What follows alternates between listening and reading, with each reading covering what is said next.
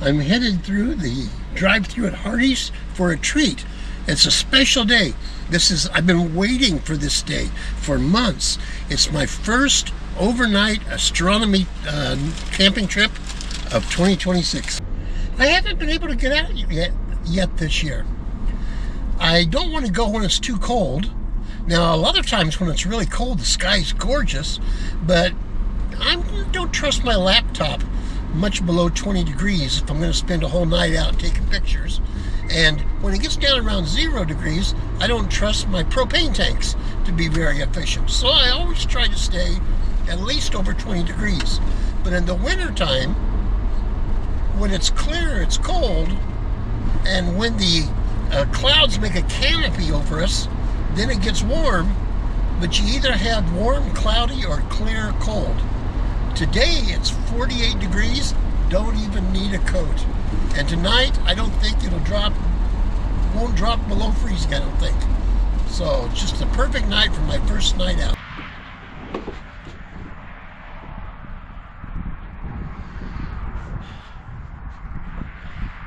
My primary target doesn't come up till about 3 o'clock in the morning. But I always like to have the dome open and let everything kind of air out and the temperatures equalize before I view. So I'll try to get it ready while it's still daylight. I also need to check my battery for the night. I usually need about 10 or 15% to make it work. And I've got 62% here, so the battery weathered the winter just fine and plenty of juice left. That's about what it was in the fall when I quit using it.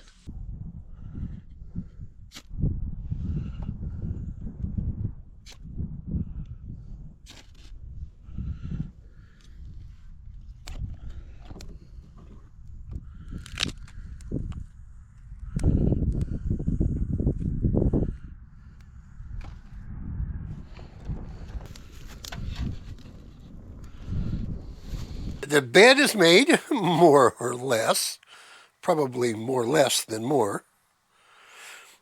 The heat is on in the little shed. You can see that. The campfire is started. The campfire started a fire, so I had to stomp it out. The dome is open. Telescopes are equalizing for the night. The sun's still high. I think it's time for a little story. This is a story about the first little church Sue and I were officially appointed to. We've been serving God in other locations, but this was an actual official appointment by our conference. They asked me if I would take this little church, and I was kind of hesitant. I didn't live in the same county. I was a college student, and I had been at the little church for a couple of years, kind of helping out a friend of mine who was also a college student and was the appointed pastor. And when he graduated, they asked me if I would take the church. The issue was that, like I said, I was in a different life going to college. I was in a different county, a ways away. And although I drove back and forth to go to the church, I wasn't living among the people. And I thought that I should, if I was going to do ministry is not a long-distance sport. It is you're integrated into that community. You have to be a part of that community. And I wasn't sure I should do it. Finally, they talked me into, Sue and I, into going to that little church. But I went on one condition. Right, the church was just a little crossroad out in the country and had been there for a long, long time. And next to the church was a little parsonage, kind of a ratty old thing. We couldn't find, any records of the last time somebody had lived in it. As a little old wood frame, single-story place that at least had been maybe a couple of decades since anyone had actually lived in it. It was just storage. But, college kids are crazy. So they let me do it. So Sue and I spent some time putting new wallpaper on that place and putting some carpet scraps that we got from a local carpet place on that in there, and kind of cleaned up a few things and painted some woodwork and tried to make it as good as we could. It still had its share of problems. It was so cold in there that, in the wintertime you woke up with ice water next to your bed, if you had a glass there, saved on refrigeration. But we worked and we worked and we worked to get that little place ready to move into. We were just kids. And right before we moved into it, when it was just being finished, somebody broke in and just tore the pieces. They marked all over it, cut the curtains, cut the wallpaper, just wrecked the work we had been doing. Well, Sue and I, we moved in anyway. Just did the best we could and fixed what we could, and never did find out who had torn up that place or why they had torn it up. One thing we did notice, though, there was a teenage boy, high schooler, that lived in that country neighborhood that had a little motorcycle, a 125cc motorcycle. And he would go back and forth in front of the house every once in a while, never stopping, never having much contact, just he would go past. And the more I thought about that, the more I thought, he interested me. So Sue and I actually went out and we bought a 400 Kawasaki, the motorcycle we drove back and forth to college, or rode back and forth to college. And I took that little Kawasaki, and I knew where the kid lived, and I went back and forth in front of his house, just like he went back and forth in front of my house.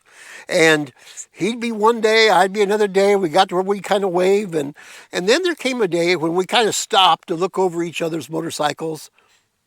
Well, I'm not going to go through the whole, story. It takes a while, but he was a good fisherman. And I liked to fish back then, and we went together. He liked the motorcycle. I liked mine. We went together. I was a college student, guy, and he was a high school guy. And we just became real friends. And he started coming to some of our youth activities, and that in the next year's time, that little church hit an all-time high in attendance. And that little church doubled its average attendance in size. Now, of course, it's not very hard to double. If you've got 2 people, it's easier to double than if you have 200. And this was just a little country church, but it had a spark of life. And it taught me, one thing it taught me several things, but one thing it taught me was, it doesn't matter if the church is big or small, God still can reach through that church to people. When Eugene Peterson wrote his paraphrase of Scripture, we call it The Message, there was a place in the first chapter of John where it said about Jesus, the Word, that the Word came to his own, and his own didn't recognize him. Now, Eugene Peterson translates that into modern English, and what it said was that God, he moved into the neighborhood. Well, that's what we call incarnational ministry. Jesus, he left the throne of heaven and moved into our neighborhood. And in some way, pretty much all ministry has an incarnational element, as we have to go walk side by side with those we care about. I mean, it's true that walking door to door, knocking on doors and passing out tracts, as some groups do, it does lead people to conversion sometimes. But real deep ministry is when we get right in the trenches with the people that we're ministering to. And that doesn't matter if it's a pastor with a congregation, or a Sunday school teacher, or a parent with a child, or one friend with the neighbor kids that are friends of theirs. Real ministry is not at a distance, it's incarnational. We're about halfway through the week. I'm looking forward to us worshiping together again this weekend. May God bless you And may God use you in his service right down in the trenches in a hands-on way. God bless you.